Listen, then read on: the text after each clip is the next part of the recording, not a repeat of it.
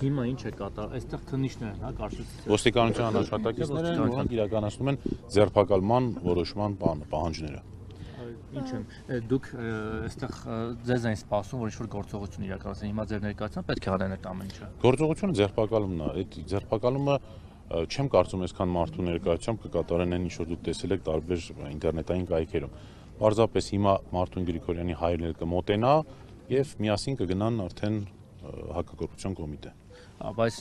ներողություն ժամանողները ոստիկանության աշխատակիցներ։ Այս բանին այստեղ գտնվող անձին ոստիկանության աշխատողներ են, որոնք հետաքննության մարմին որպես իրականացնում են ձերբակալման որոշումը։ Պարոն Բաբայանը, Չիբինի գործը, այսպես ասված, տեղական ժամանակ է մեդիադաշտ է նետված եւ բազմիցս պարոն Գրիգորյանը հերքել էր այդ տեղեկությունները, ինչու հենց ընտրությունից 2 օր առաջ եւ ոչ միայն պարոն Գրիգորյանի, նաեւ ընդդիմադիր մյուս քաղաքական ուժերի դեմ սկսվեց այս գործողությունները։ Պարշի, որովհետեւ 2 օր հետո ընտրություն պիտի լինի, որովհետեւ հասկանում են, որ այս ընտրություններում շանսեր չեն ունենալու, թե իրանք էլ գիտեն, չէ՞, տեսնում են։ Միամիտ մարդիկ չեն, գիտեք, լուրջ ծառայություններ ունեն, ազգային անվտանգության ծառայություն ունեն, որը տարբեր հարցումներ է իրականացնում, տարբեր արդյունքներ արձանագրում։ Դե հիմա տեսնում են, փորձում են ճնշեն,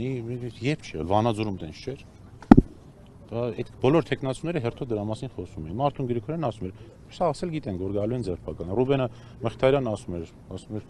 բոլորն էլ պատրաստ են դրան։ Ամբողջ հարցն է, որ այս ձերբակալություններով